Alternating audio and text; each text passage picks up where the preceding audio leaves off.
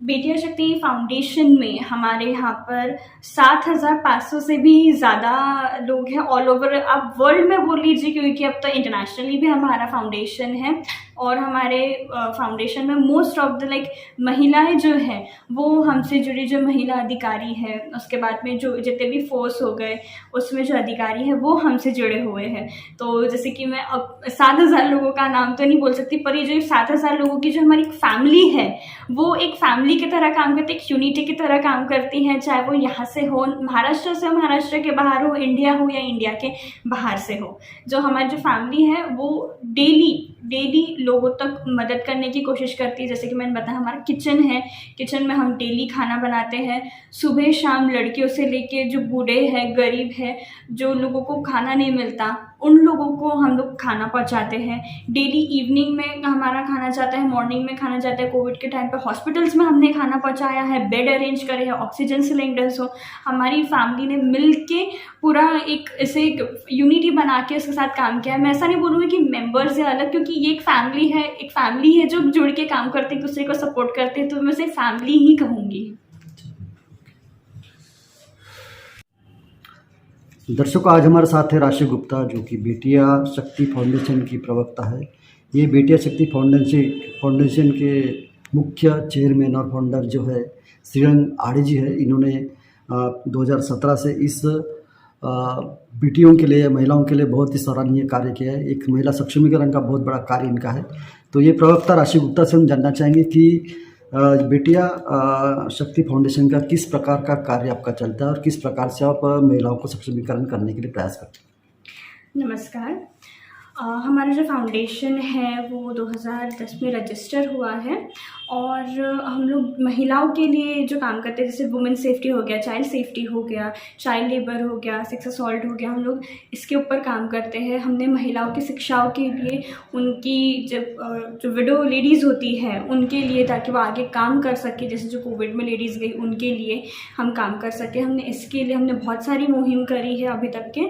जैसे कि हमने अभी तक कम से कम हमारी 110 के ऊपर मुहिम हो गई है, उससे भी ज़्यादा ही हो गई है। कोविड के टाइम में हमने खाना जो रहता है हमारा डेली जाता था, अभी भी जाता है हमारे किचन द्वारा।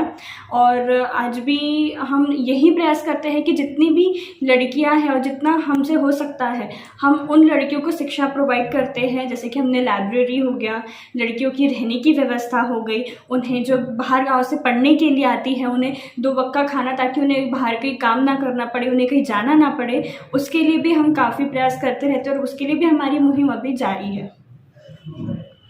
बेटिया शक्ति फाउंडेशन का कार्य क्षेत्र कहाँ तक है? किस प्रकार का कार्य आपने भारतवर्ष में किया है और ऐसा कौन सा चैलेंजिंग वर्क है जिससे आपका कार्य किसी संस्था ने या किसी मदर एनजीओ ने या किसी सरकार ने आपको सराहनीय किया है या उसकी दखल ली है? अभी तक की जो हमारा एनजीओ है वो अभी तक ऑल ओवर महाराष्ट्र लेवल के ऊपर, आउट ऑफ इंडिया भी हमारा एनजीओ पहुंच चुका है। आउट ऑफ इंडिया भी हमारे एनजीओ रजिस्टर्ड है, वहाँ से भी हमारे साथ में लोग जुड़े हुए हैं, वो हमें वहाँ से भी सपोर्ट करते हैं। जैसे कि कुछ लड़कियां हैं जो हमारा कार्य देख के हमें सपोर्ट करती है, जो हम लड़कियों के लिए जो काम करते हैं। और मुझे ऐसा लगता है कि जब खुद एक लड़की लड़कियों के लिए स्टैंड लेती है तो वो एक अलग ही होता है, क्योंकि हर एक लड़की ने अपने घर से बाहर निकल के खुद के लिए स्टैंड लेना बहुत ज़्यादा ज़रूरी है। और हम ये सोचते हैं कि जब एक इंसान खुद को सपोर्ट करता है दूसरे इंसान को, वो सबसे बड़ी होती है। और हमें ऐसा लगता है कि जितना हमारा एनजीओ आज जो वर्क कर रहा है, उतना ऑल ओवर महाराष्ट्र में कोई एनजीओ होगा जो वर्क कर रहा है। ऐसी कौन सी महिला है या ऐसी कौन सी बेटियां है या ऐसी कौन सी है जो आपके संस्था के माध्यम से बहुत ही उच्च शिखर पर पहुंची और उसका सत्कार हुआ, मान सम्मान हुआ, जिसका नाम अंतर्राष्ट्रीय स्तर पर गया? हमारे यहाँ फाउंडेशन में जैसे कि हम पुलिस ट्रेनिंग के लिए भी, हम जैसे अभी हमारा दूसरा शिविर शुरू है, दूसरा कैंप शुरू है, उसमें हमने गर्ल्स से लेके बॉयज़ तक के लिए हमने पुलिस विभाग का कैंप ऑर्गेनाइज़ किया था। इसके अलावा हमारे इधर 1200 से ज़्यादा लड़कियाँ हमारे इधर से सीख के ट्रेनिंग लेके बाहर गई है पुलिस विभाग, वन विभाग में।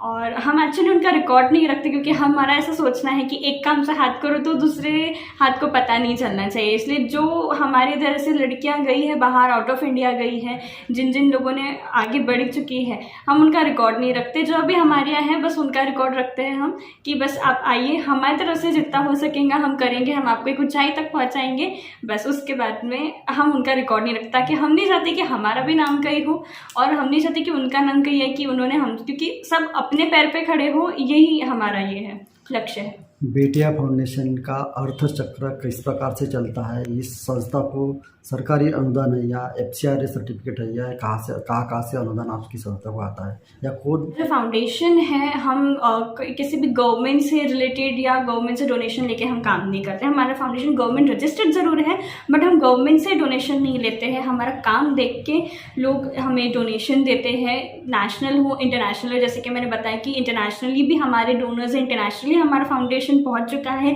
वो कनाडा हो या फ्रांस हो, फिलीपींस हो, हमारा फाउंडेशन वहाँ पहुँच चुका है। तो हमें वहाँ से जो है, आप बोल सकते हैं संरक्षित बोल सकते हैं आप उन्हें, वो हमें डोनेशन देते हैं। हम किसी भी प्रकार का गवर्नमेंट डोनेशन नहीं लेते हैं हमारे NGO में। पहले ATG FCRA सर्टिफिकेट है क्या? जी नहीं। फिर आपको डोनेशन कैसे दिया जाता है?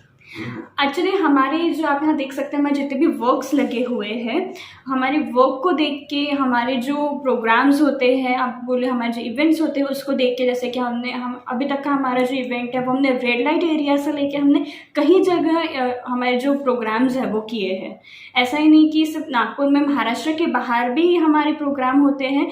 वहाँ हमारे जैसे और भी वर्कर्स हैं, जहाँ से हमारे फाउंडेशन में वर्कर्स हैं, और भी वर्कर्स हैं जो वहाँ पर काम करते हैं, और हमें डोनेशन के लिए हमें कहीं जाना नहीं पड़ता। लोग खुद देख के, क्योंकि लोगों का मानना है कि जब हम कोई काम कर रहे हैं तो हम उसका एक एक लोगों को दिखाते हैं कि जब आपने जो पैसा दिया है, जो आपने डोनेशन दिया है, उसका सही उपयोग है। क्योंकि जब कोई हमें डोनेशन दे रहा है, हम उसका सही उपयोग दिखाते हैं, तभी वो इंसान हमें आँख बंद करके सामने से और देगा। अभी महिलाओं के लिए किस प्रकार का नया आपका उपक्रम रहेगा इन फ्यूचर में?